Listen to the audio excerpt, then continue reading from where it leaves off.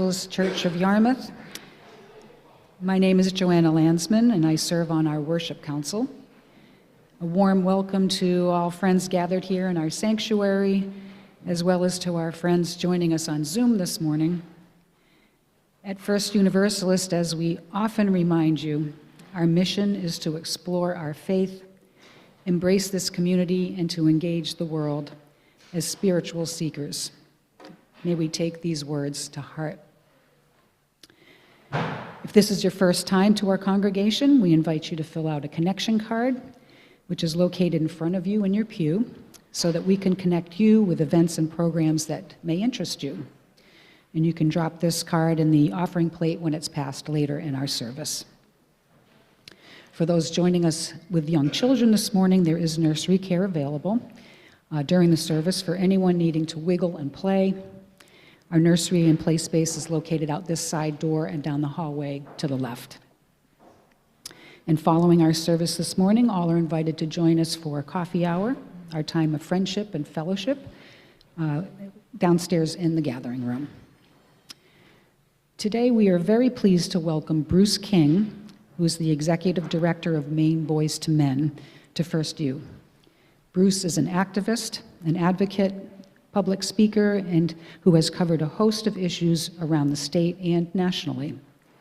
A Mexican-American with an array of lived experience, Bruce has worked in various capacities, serving vulnerable populations and communities. He currently serves on the Maine Board of Equal Justice and is a commissioner on Maine's Permanent Commission on the Status of Racial, Indigenous, and Tribal Populations. And prior to joining Maine Boys to Men, Bruce was the co-executive director of Maine Inside Out, an organization that uses theater for social change in schools, prisons, and in the community. We are so pleased to have you with us this morning, Bruce, and we look forward to what you will share with us later in the service. Before our service begins, we do have a few announcements. First, it's not you. If you think it's your eyes, it's not. One of the inserts in the order of worship this morning is printed upside down. It's okay. Just turn it over. I'd also invite Steve Thomas here to share some news with us this morning.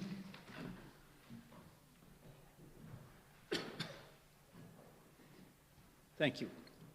How many of you, if you could raise your hands, have noticed all of the cancellation of SNAP benefits and food insecurity for probably 69,000 plus in Maine?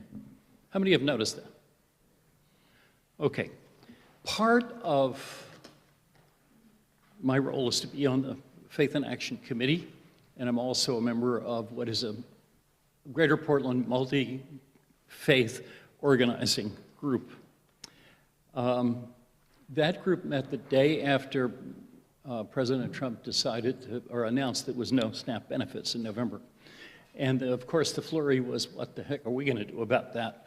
And what they have done is they are organizing numerous what are called meal packing programs. At these events organized by a New England nonprofit, 40 plus volunteers pack, believe it or not, 10,000 meals. This is a cost of $4,000 or 40 cents per meal. And if you want to see me downstairs, I have a printout printout of the 10 different meal varieties, and they're nutritious meals. Our Faith and Action Committee here in the church has allocated $3,000 towards this meal packing project. To support our financial contributions, this is where the ask comes to you. We are looking, hopefully, to recruit 25 members who would pack meals at the Congregational Church on Cottage Road in South Portland on November 30th. A more specific time will be generated, and we will let people know in channels, and possibly Hillary will mention this from the pulpit when she's back. Please talk to me at coffee hour if you have questions, or contact me by mail. Steve Thomas, I'm in the directory. let's feed our neighbors. Thank you.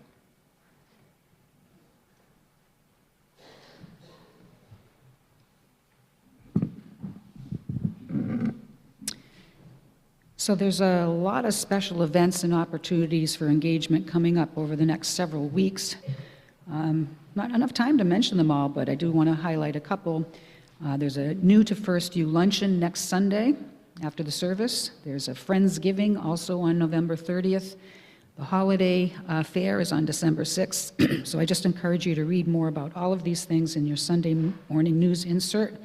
You may need to turn it upside down, but the details are there. Also want to give a special thanks to our musicians this morning, John Auble, Beth Russell, Nate Shields-Auble, plus members of the choir and the Sunday Strummers for providing all the music this morning while our music director, Sam, is taking a day off. And finally, as you all know, our beloved minister, Reverend Hillary, has been recovering from knee surgery. Let me pose this as a question. Who has missed her? Who was eager for her to come back? Well, the good news is, although she has lots of healing and physical therapy in her future, she will be back in the pulpit next Sunday, the 16th. So let's all just give a big yahoo for Hillary coming back. Yahoo!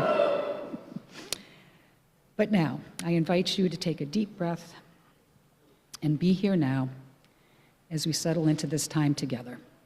And Beth will lead us into worship.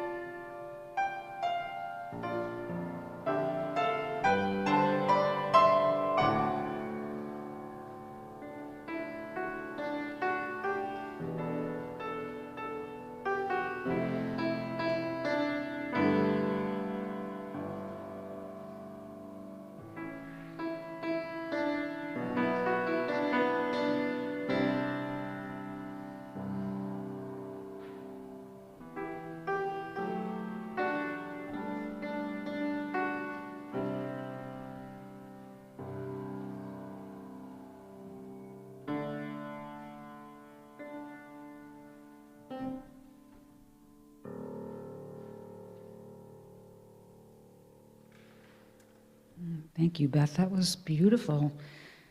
Such a beautiful version of that song.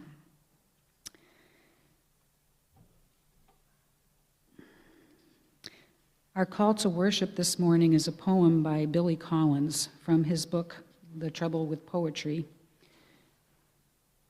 And this is called Boyhood. Alone in the basement, I would sometimes lower one eye to the level of the narrow train track to watch the puffing locomotive pull the cars around a curve, then bear down on me with its dazzling eye. What was in those moments before I lifted my head and let the train go rocking by under my nose? I remember not caring much about the fake grass or the buildings that made up the miniature town. The same went for the station and its master. The crossing gates and flashing lights, the milk car, the pencil-sized logs, the metallic men and women, the dangling water tower, and the round mirror for a pond. All I wanted was to be blinded over and over by this shaking light as the train stuck fast to its oval course. Or better still, to close my eyes, to stay there on the cold, narrow rails and let the train tunnel through me, the way it tunneled through the mountains, painted the color of rock. And then there would be nothing but the long whistling through the dark. No basement, no boy, no everlasting summer afternoon.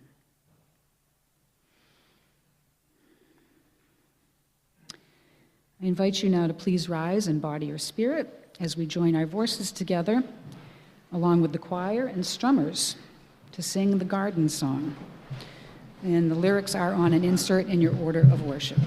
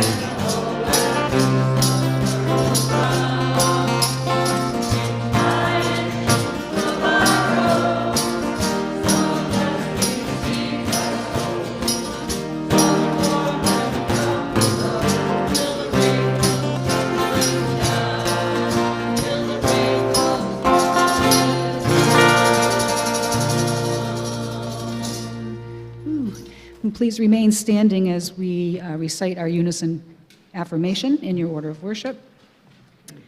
We are united in seeking to increase love with justice and to constitute a free church open to all people, mindful of our past and drawing upon modern knowledge. We respond to the spiritual needs of persons and are devoted to the common good in community, nation, and world. We cherish the integrity of each individual and search for truth with reason as our guide. We respect differences of opinion and strive to be a democratic community. We are concerned with this world and open to the future. Please be seated.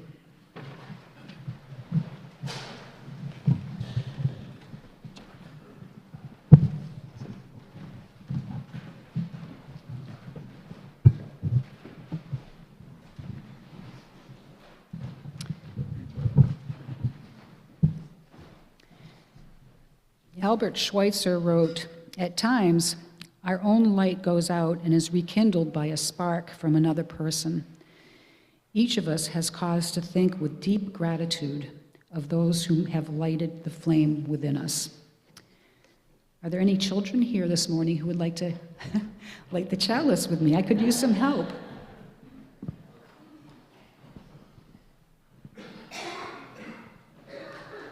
Or anyone young at heart? Yes. So I need some help this morning. Somebody want to help me? I need lots of help.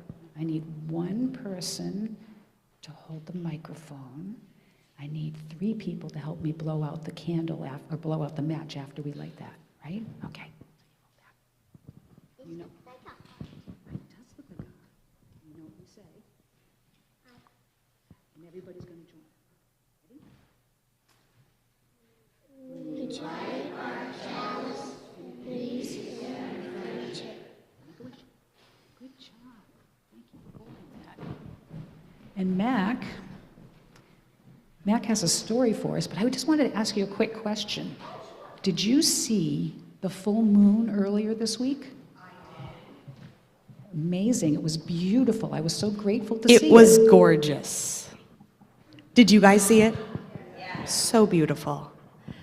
So today, we are going to be exploring our theme of gratitude and the ways that gratitude nourishes us. We're also going to look into how gratitude can shift our perspective, moving us from sadness or frustration or disappointment to happiness and hope. So with that in mind, I want to share a story today called "The Moon Cannot Be Stolen." This is a Zen koan, a short story that's meant to help us think about what is truly important. So let's try to notice how the story makes you feel and what it makes you think about gratitude and generosity. Once upon a time, there was a Zen master named Raikon who lived a simple life in a hut at the foot of a mountain. He was a man who enjoyed simple things in life and didn't have many material possessions. One night, while the Zen master was out for his nightly walk, a thief broke into his hut. The thief was immediately shocked when he noticed that there was absolutely nothing to steal in his hut. The Zen master returned from his nightly walk and caught the thief. The Zen master simply smiled and said, "You must have come a long way to visit me, and you should not return empty-handed. Please take my clothes as a gift." The thief was bewildered and thought for a moment. In the end, he greedily took the Zen master's clothes and ran away. Raikon, the Zen master, shrugged and sat down with no clothes, and he gazed at the beautiful moon and thought to himself, "Poor fellow, I wish I could have given him this beautiful moon." Wow, Mac. What I love about that story is how it reminds us that when we shift our focus from what is missing to what is present, we can just open our hearts and feel gratitude and happiness about all the generosity in the world. Makes us realize that life is always offering us gifts, no matter what we lose or have taken away. Thanks for that story. Of course, I agree. It's good to shift our perspective sometimes. So today we have Children's Chapel and Junior Youth Group. Children's Chapel will be doing a chocolate meditation and making some mindfulness rocks. Can I come? And junior youth group will be working on our service project to be determined. But before that, let's do our children's blessing. We ready? We are Unitarian Universalists, people of open minds, loving hearts, and helping hands. And everybody can join me this way.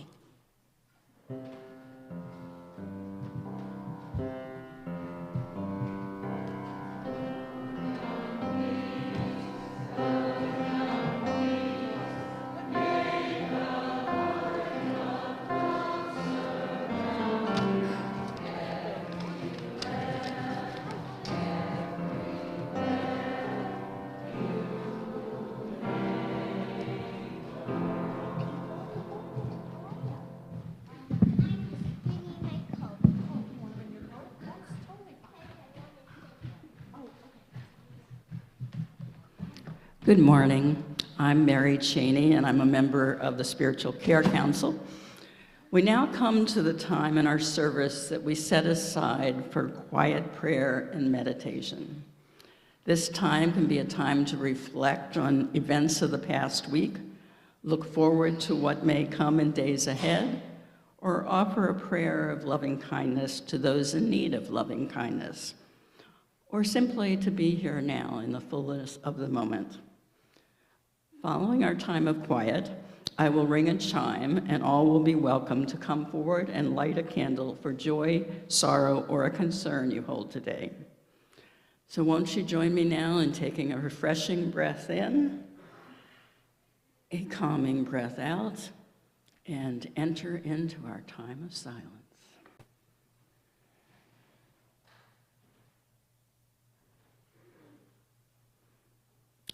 For all that has been said, for all we hold inside, for all we cannot see nor understand, we hear you, we hold you, and we pray for your immediate comfort, continued joy, a path forward, and the seeds of peace. Right now, let it be so. Amen.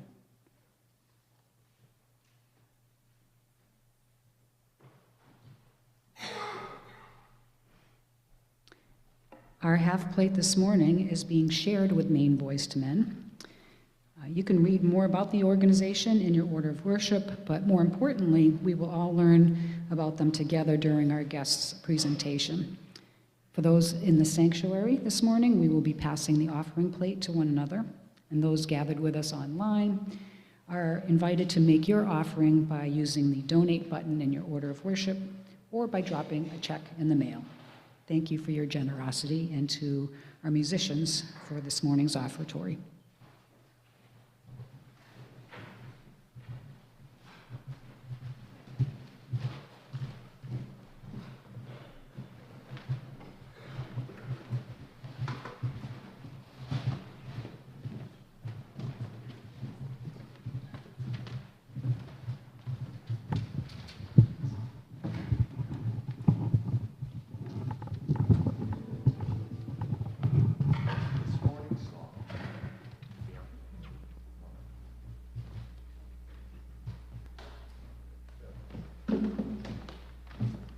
Good?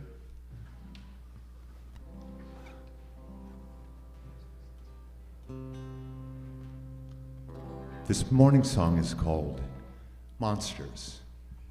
And at the very surface of the song, it's about a man saying goodbye to his dying father.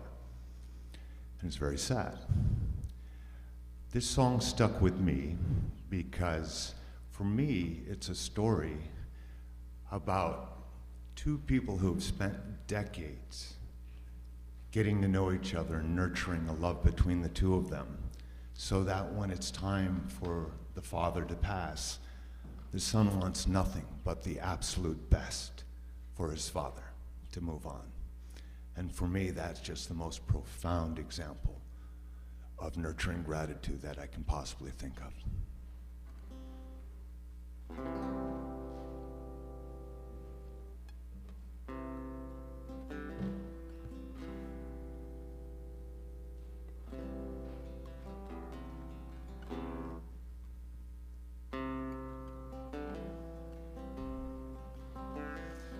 Oh, before they turn off all the lights, I won't read you your wrongs or your rights.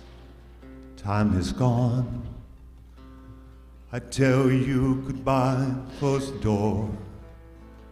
I tell you I love you once more. Time is gone, so it is.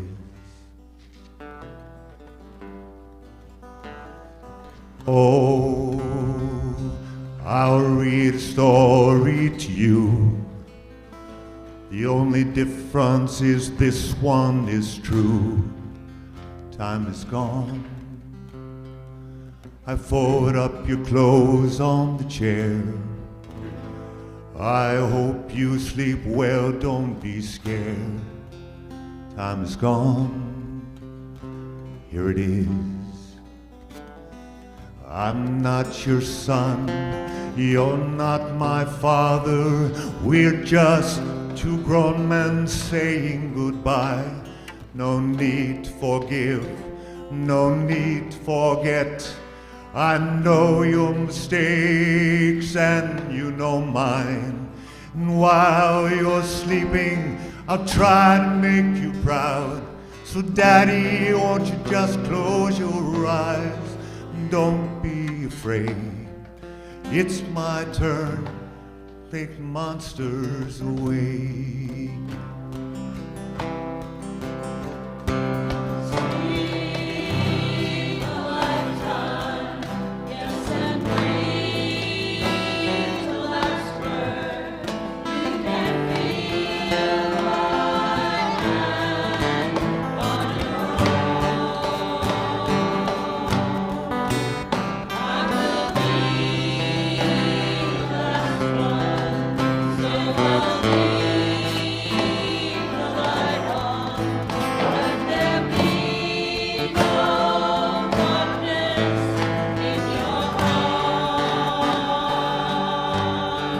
I'm not your son, you're not my father.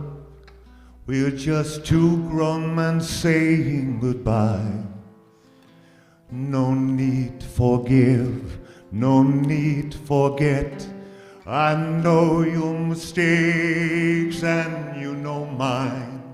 And while you're sleeping, I'll try to make you proud. So Daddy, won't you just close your eyes?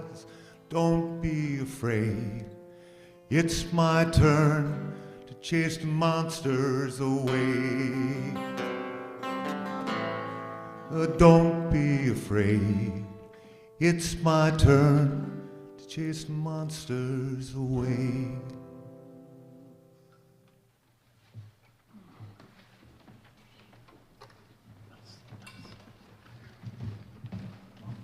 Thank you. That was just gorgeous. Would you rise in body or spirit as we sing our song of thanksgiving?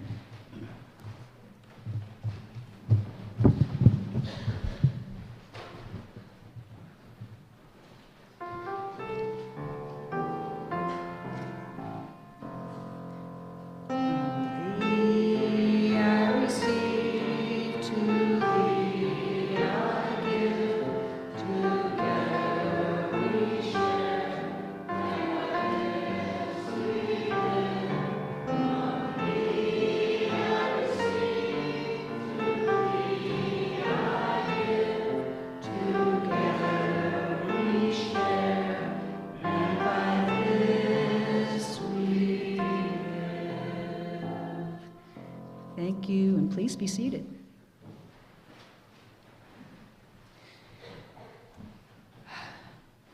I'm reminded on a regular basis how it's possible to nurture gratitude even in the face of tragedy and hardship. The piece I'll be sharing is by the prolific poet Rosemary Watola Trummer, whose young son sadly took his own life about 3.5 years ago. And although many of her poems touch on that great loss, she still is able to find beauty in the world and to articulate her gratitude for all that is. In her poem, Sound Bath, She touches on the deep connection we all have to the past, the future, and to each other. And her words make me grateful to be here now, learning with all of you.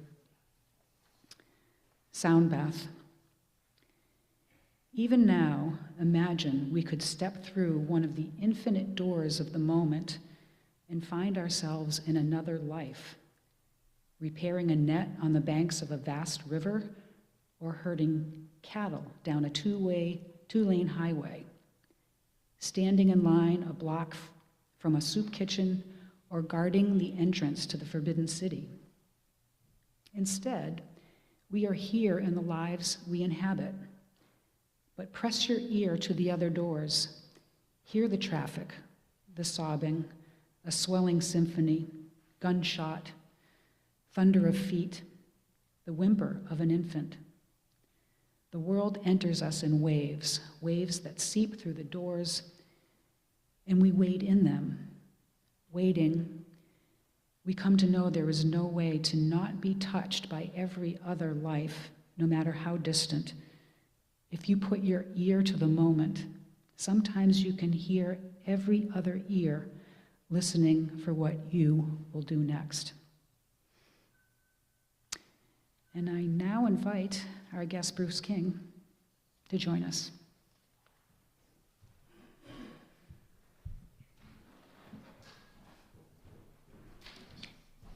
Looks like they have a plan.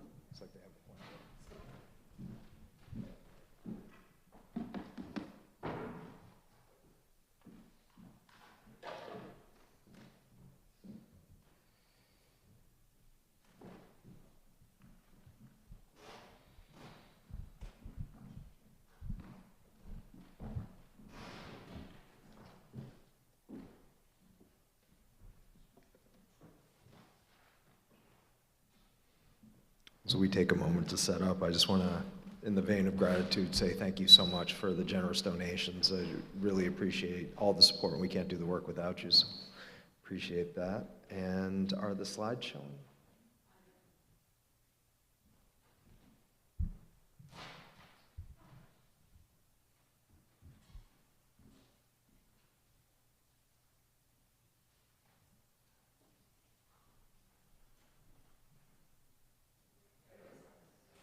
Is it coming? Great. I'll give it a second.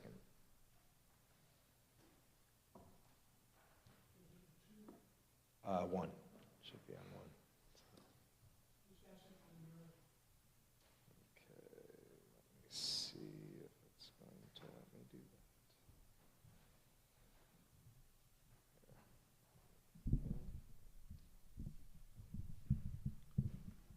that. Thank you for bearing with me here.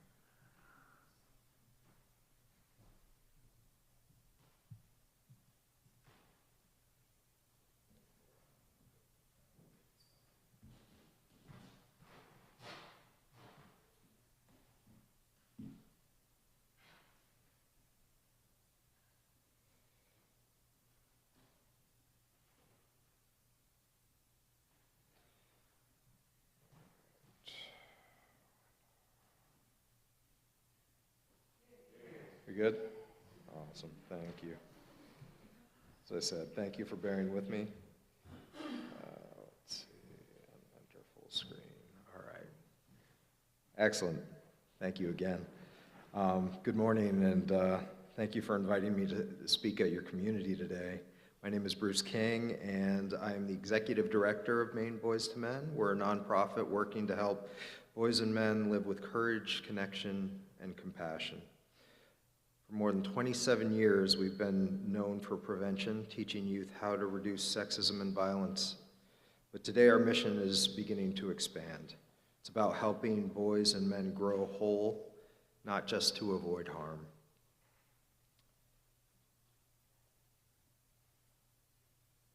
So I'm going to start a little bit by talking about the scope of the problem that we address. 90% of all violent offenders are male, and 80% of all who die by suicide are male. Those numbers aren't abstractions. They're sons, their fathers, neighbors, and classmates. We live in a world that still teaches boys to hide their pain and to equate strength with silence. to see vulnerability as weakness. Furthermore, the anxiety that young men feel about their identity and the perceived scarcity of status drives behaviors that are fundamentally dangerous and can be very self-destructive. At Maine Boys to Men, we ask, what happens when a culture tells half of its people to shut down its hearts? And what would it mean to open them again? That question is at the heartbeat of our work.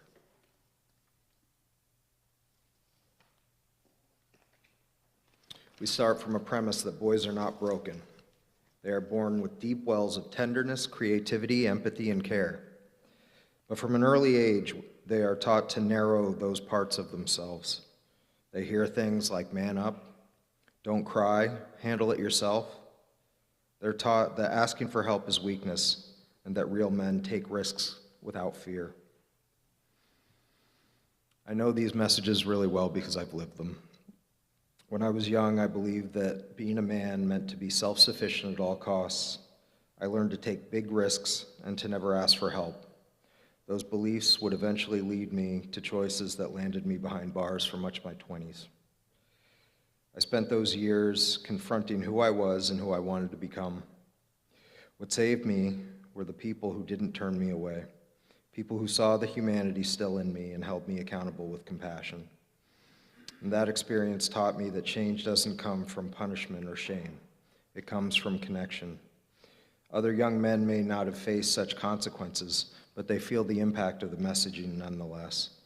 Over our 27 years, Maine Boys to Men's directors, staff, board members, volunteers, and others include people from many walks of life, educators, social workers, parents, survivors, and others with different lived experience than mine. Together we work not only with so-called at-risk youth, but with all boys, because in truth, every boy is at risk when culture tells him to hide his heart. I'd like to take a second to invite y'all to think about messages that you're sending your young men, or messages that you received when you were a young man. Which messages served you? Which held you back?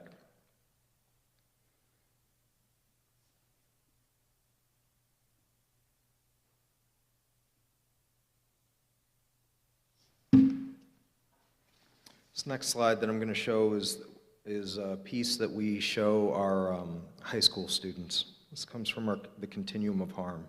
This was a chart that was laid out by Maine Attorney General Aaron Fry. Seems like I go places and many people have had the opportunity of working with him. He created it after interviewing families and friends of young men who had committed acts of violence. What he found was that violence rarely comes out of nowhere. It actually grows. It begins with small things, a cruel joke, a dismissive comment, an unchecked entitlement, or a belief that empathy is weakness. When those moments go unchallenged, they normalize harm. The continuum reminds us that prevention doesn't start in the courts. It starts in the classroom, the locker room, the lunchroom, the group chat, and even as young children. Every one of us has the chance to interrupt harm early, with care instead of condemnation. That's at the heart of the programs, teaching boys to name emotions, challenge harmful norms, and practice empathy before it turns into violence. We teach that real strength is relational, that courage is found not in domination, but in honesty and in connection. Our core work with youth stems from what we call our RSVP program. That stands for Reducing Sex and Violence Program. We partner with schools and communities across Maine to bring conversations of empathy, equality, and respect into everyday life. We run middle school boys groups where boys explore masculinity and learn emotional literacy and allyship. High school leader trainings where students of all genders learn to interrupt harm and to model inclusion. And we also have after-school and community programs that bring these ideas to sports teams, youth groups, and clubs. And we don't lecture. These are circles of conversation and practices loosely facilitated, but it's the youth that bring the energy. We listen, we share. We help young people to practice vulnerability and courage and in real time. When a boy realizes that empathy is not weakness, or that asking for help makes him more human, not less, that's the moment when transformation can begin. We also have our adult programming. Our work doesn't stop with youth. Boys grow into men, and men need spaces to keep growing too. We've built several adult programs that extend this work. We have our Training Institute, which equips educators, coaches, and facilitators to bring gender equity work into our communities. We have workshops for educators and coaches, helping adults model healthy masculinity and lead with empathy. We also have boot camp for new dads, where men talk honestly about fear, tenderness, and responsibility, and learn how to do things as basic as change diapers, because we don't always get our chance to learn that early on. We also run a program called Men Connect for New Mainers, where we work with immigrants, and we bring our RSVP program to immigrant and refugee men, where they can connect with one another and recognize that the culture shock of shifting into the United States can be difficult and severe, so we try to create space for that. These spaces remind men that healing isn't just possible, it's contagious. When men practice emotional honesty, it ripples outward to families, classrooms, locker rooms, and entire communities. This is how cultures change, not all at once, but through many small acts of courage and care.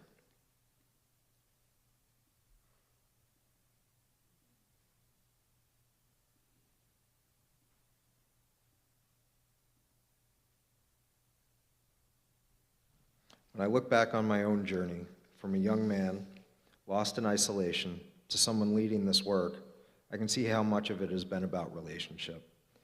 People saw something in me that I couldn't see in myself, and that's what we try to offer every boy and man.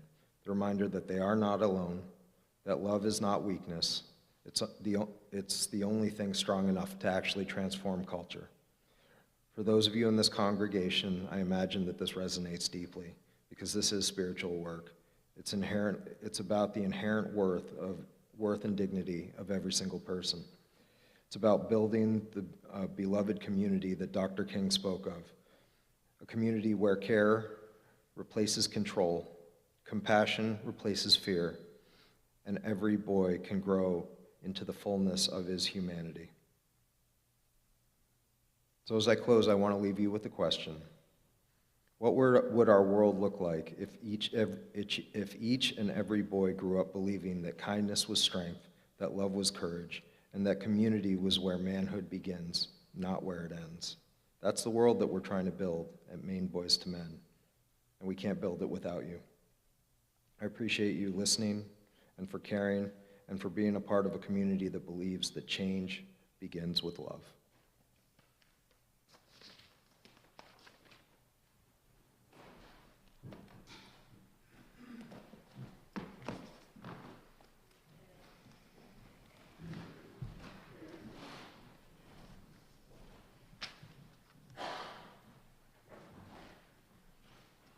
Thank you, Bruce. I think Bruce is going to be able to join us for a little bit after the service if people have questions or want to chat with him more about Maine Boys to Men. At this point now, though, it's time for our closing hymn. I invite you to rise and body your spirit to sing number 100 in the gray hymnal, Peace Like a River.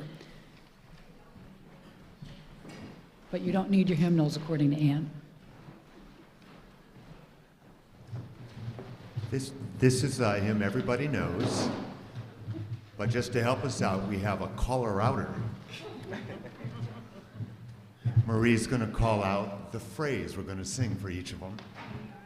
She's going to cross you up because she made up one of her own.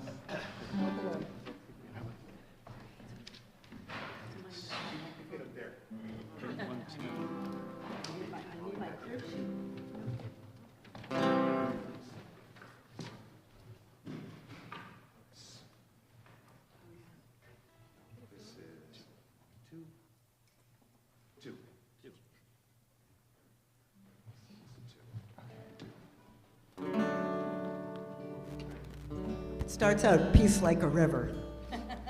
I've got peace like a river, just to let you know.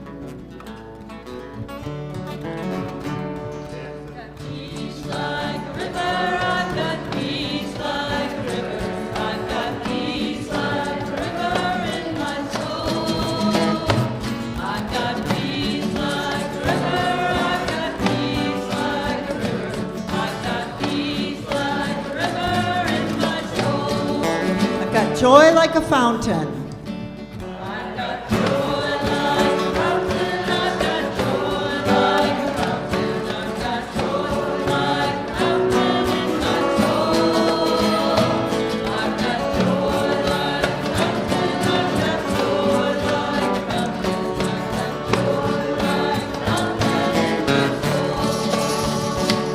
I've got love like an ocean.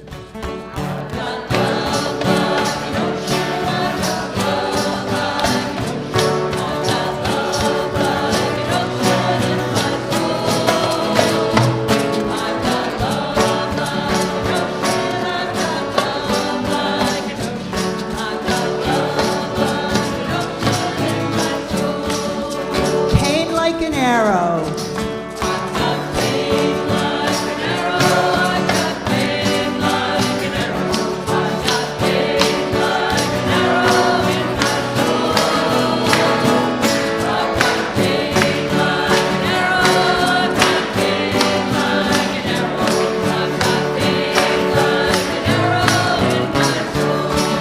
Tears like raindrops.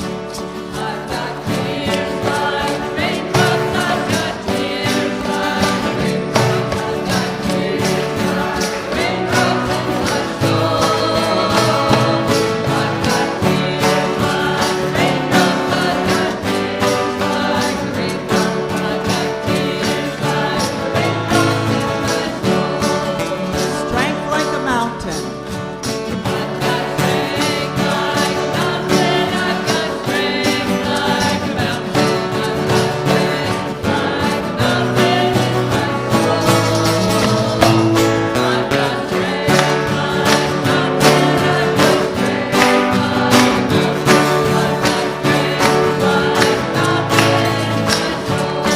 I've got gratitude growing.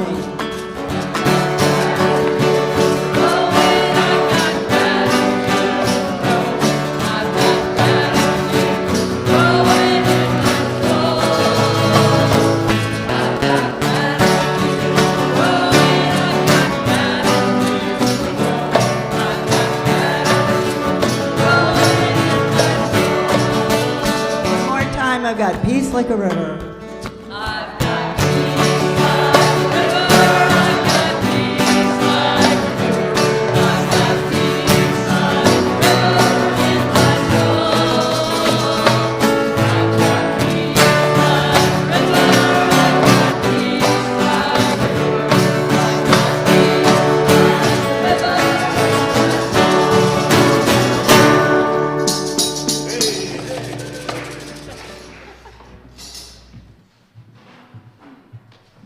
Please join me now in reciting our unison benediction. For those who come here seeking God, may God go with you. For those who come embracing life, may life return your affection. For those who come to seek a path, may a way be found, and the courage to take it step by step. Thank you all for being here this morning. Go in peace, and hope to see you downstairs at coffee hour.